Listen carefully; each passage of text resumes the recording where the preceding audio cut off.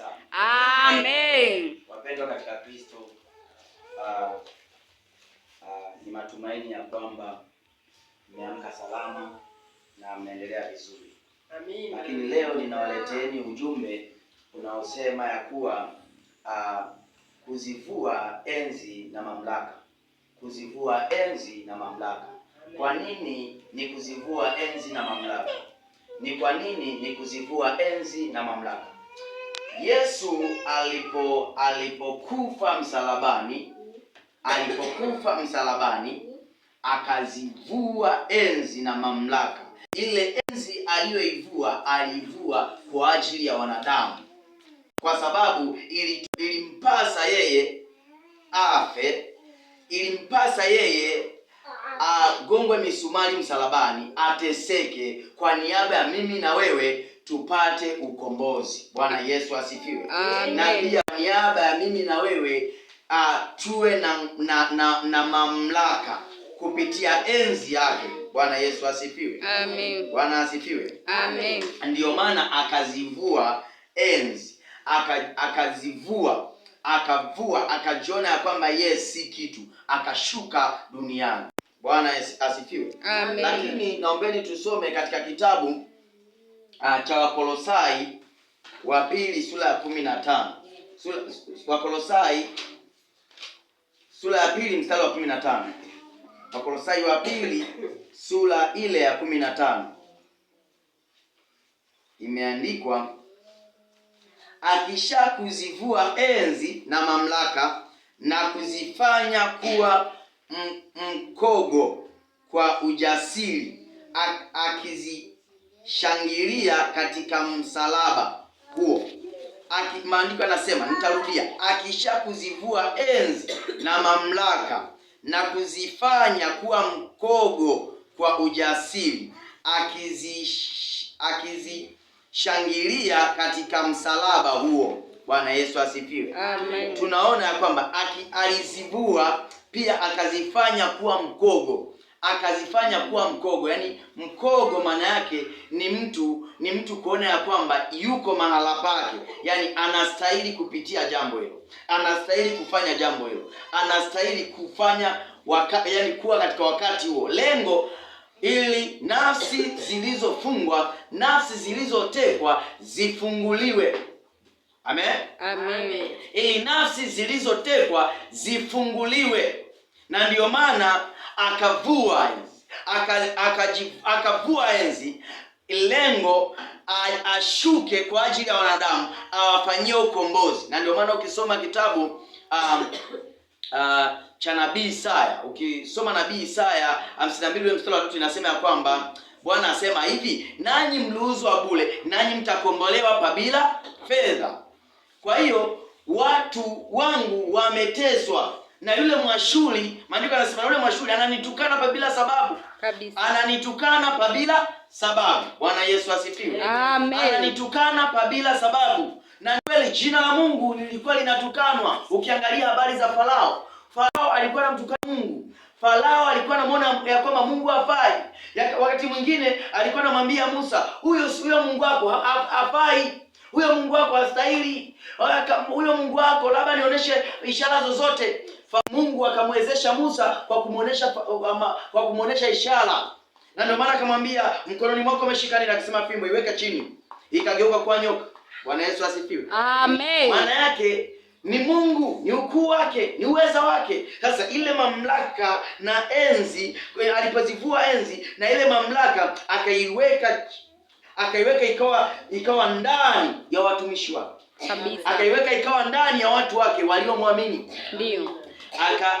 Akaiweka ndani yao. Na ndio maana leo hii mtumishi wa Mungu wote aliyesimama katika roho na kweli huwa na nguvu. Amen. Hakuna jambo lolote litakaloweza. Hakuna nguvu zote za shetani zitakazomweza. Hakuna nguvu zote za shetani zikamshinda. Kila sehemu, kila mahali atakapokanyaga, mahali hapo Bwana amempatia. Kwa sababu ana mamlaka. Amen. Amen. Aliye juu yetu alizivua enzi kwa ajili yetu. Kabisa. Akazivua enzi kwa ajili yetu, akashuka kama mwanadamu. Na ndio maana walio wengi hawaelewi jambo hilo. Bwana Yesu asifiwe. Amen. Kwa jambo hilo maana yake ni vyepesi kuelewa. Bwana asifiwe. Amen. Katika ile sura ya 2 mstari wa 10, hiyo wa Kolosai sura ya 2 mstari wa 10, maandiko yanasema na ninyi mmetimilika katika yeye aliye kichwa cha enzi yote na mamlaka. Maana yake na ninyi mmetimilika katika yeye aliye kichwa cha enzi yote na mamlaka. Na sisi, maandiko yanasema na sisi tumetimilika. Maana yake na sisi uko uwezo ndani yetu, iko nguvu ndani yetu, iko mamlaka ndani yetu, iko nguvu ndani yetu. Maana yake tumetimilika katika yeye. Ndio maana kuna maandiko yanasema ya kwamba ninayaweza mambo yote katika yeye anitiaye nguvu. Amen. Bwana asifiwe sana. Amen. Kwa hiyo iko nguvu ndani ya wajoli wa Bwana, ndani ya watumishi wa Bwana. Kila mtu aaminie, ndio maana anasema kila mtu aniaminie na kubatizwa anao uzima wa milele. Bwana Yesu asifiwe. Amen. Maana yake uzima unao, nguvu unao, mamlaka unao, uweza unao. Na utasema jambo litakuwa. Na utasema jambo litafanyika. Amen. Bwana Yesu asifiwe. Amen. Na ndio maana kuna watu wengine wanashangaa. Yaani kuna watu wengine sometimes hata vinywa vyao hawavifungi. Unaweza ukasema ya kwamba mimi hakika kwa mateso ninayoteseka ni bora nife. Unasema kwamba ni bora nife, alafu linaandikwa mtu fulani, huyu mtumishi fulani, mfano Michael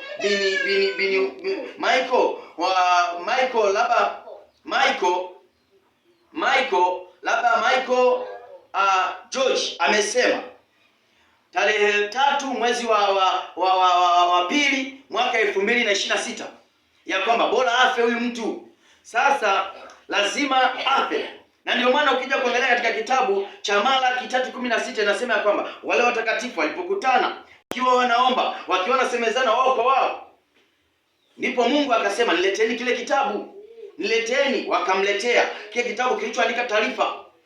Wanaangalia sasa, wanasema kumbe tarehe fulani, tarehe 3 mwezi wa pili mwaka 2026 huyu Michael George alisema ya kwamba bora afe. Basi inajikuta kwamba anampatia yule adui yake, anampatia yule shetani ya kwamba haya basi alishatamka mwenyewe.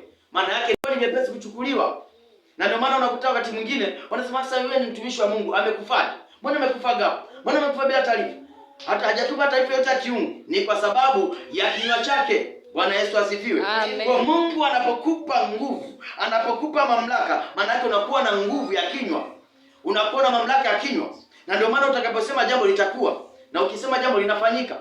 Kwa hiyo mtumishi wa Mungu uliokusudiwa kujua ujumbe huu, kujua neno hili, maana yake inatakiwa usimame imara.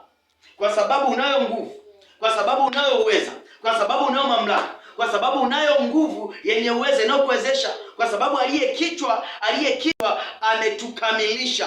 Bwana Yesu asifiwe. Amen. Tufungueni pale katika kitabu cha Timotheo wa kwanza.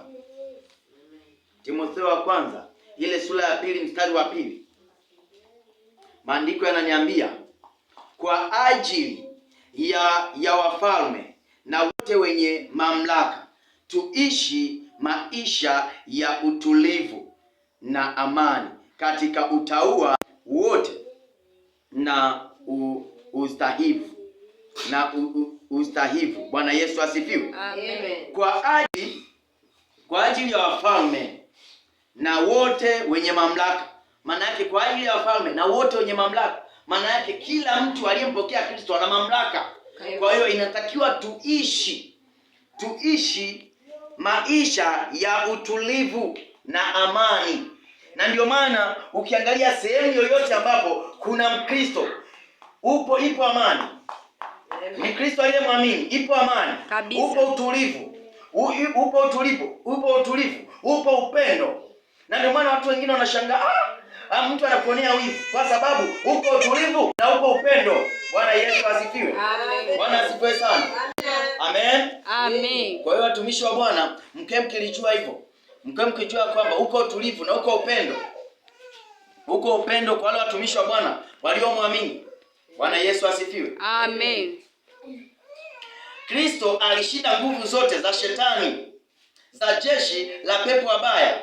na nguvu za kishetani za ulimwengu huu kwa njia ya kifo chake pale msalabani. Kristo akashinda, na ndio maana pale mwishoni akasema imekwisha. Ukisoma Waefeso 6:12